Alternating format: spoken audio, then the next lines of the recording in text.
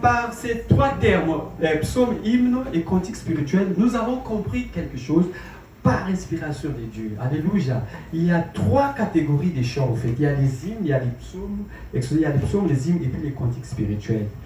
Les psaumes, ce sont des chants que nous retrouvons dans la Bible. Ce sont les psaumes. Les psaumes, ce sont des cantiques en fait.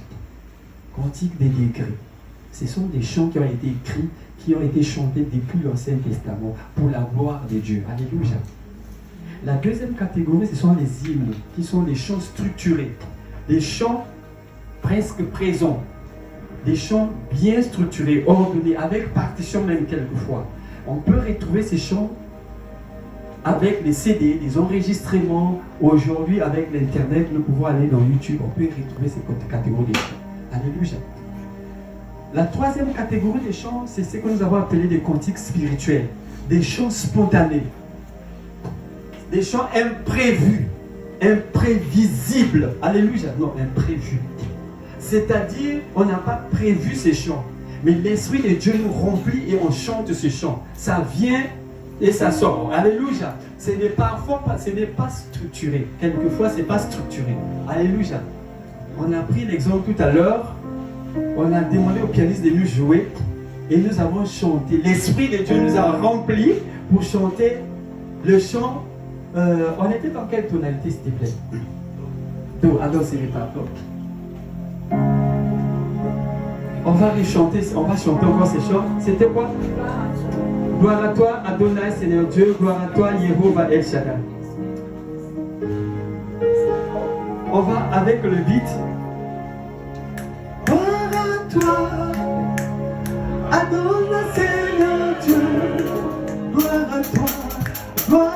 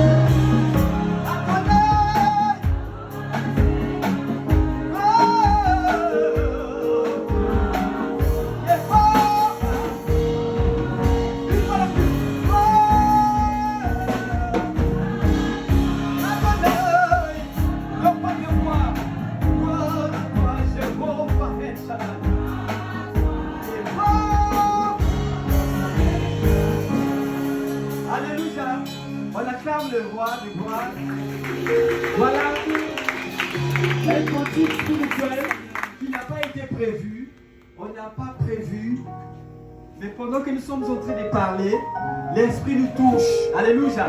Il peut toucher une personne, il peut toucher deux, il peut toucher trois et ainsi de suite. Juste on a été conduit, on a demandé au pianiste de nous jouer des accords, juste un accord, et puis paf, l'Esprit nous envahit, paf. Et c'est des choses spontanées.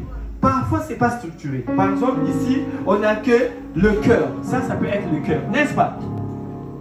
Et au fur et à mesure, l'Esprit peut encore nous inspirer de trouver les strophes. Est-ce que vous voyez un peu?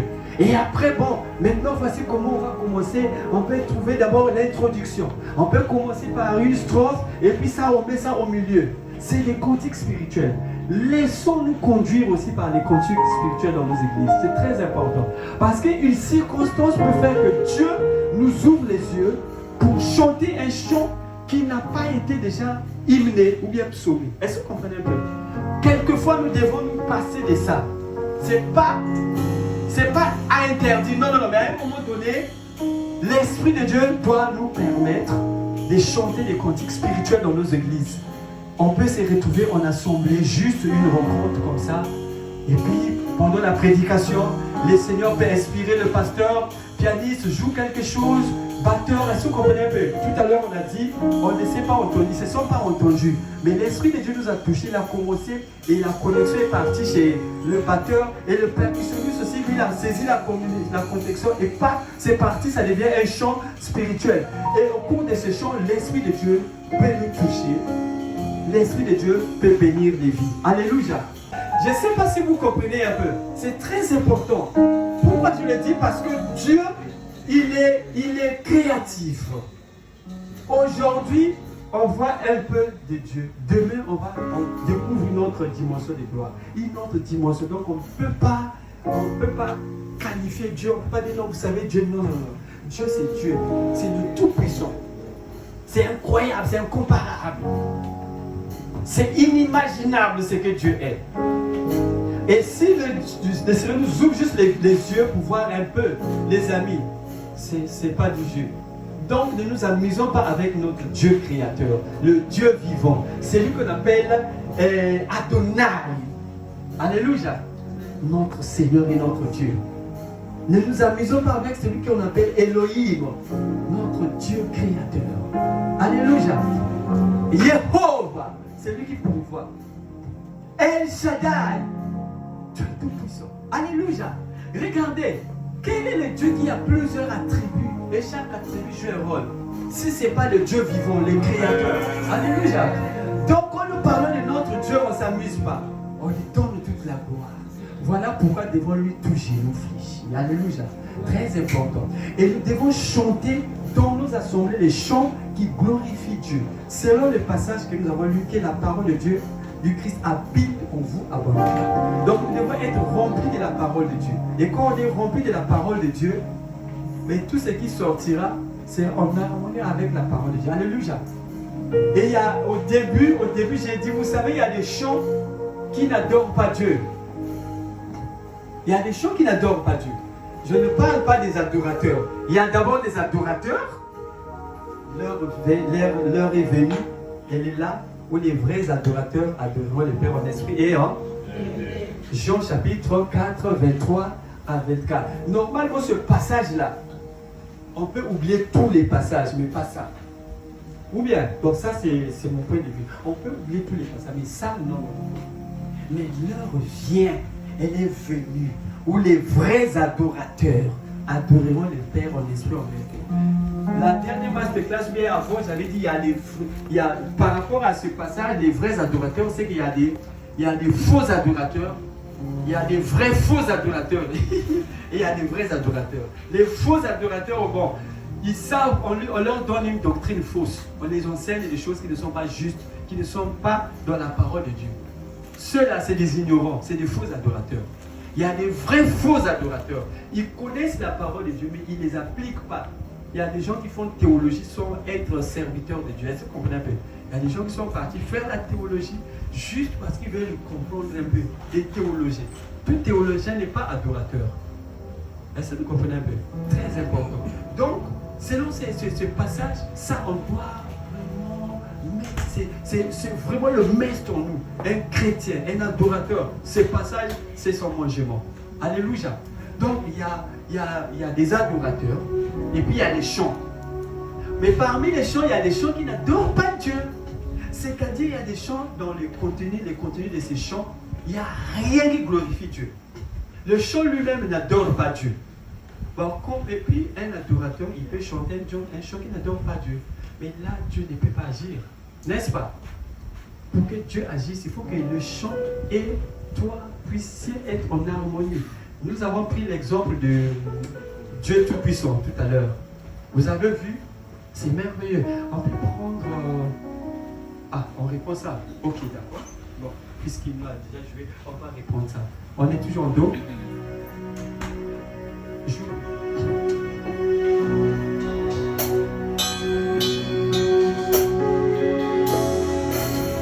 Gloire à toi, Jésus.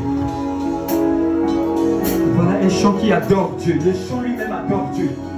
Et nous allons adorer ensemble Dieu Tout-Puissant.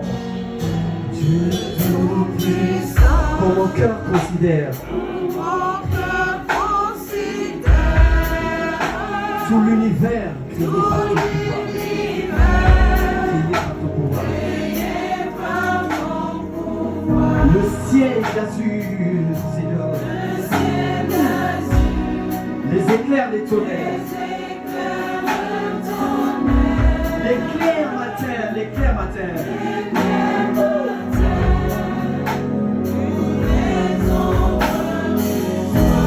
J'ai tout mon être.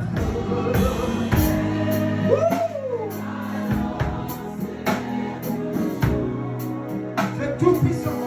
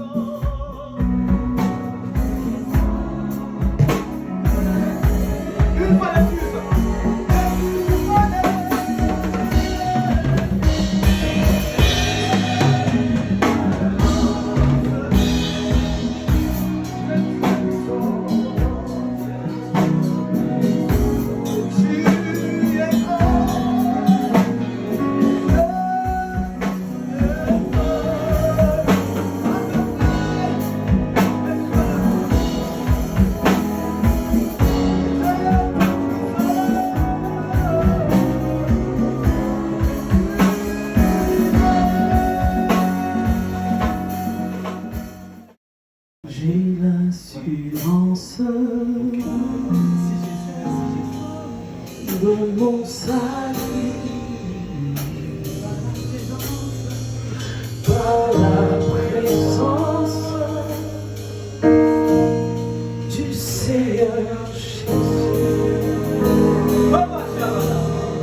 Sans son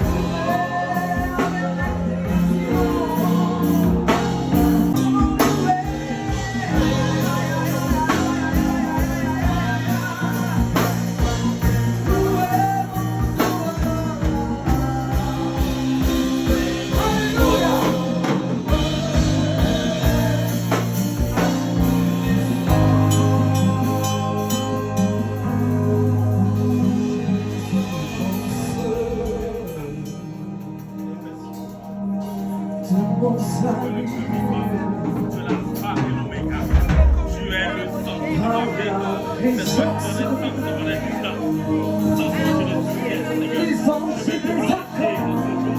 veux bénir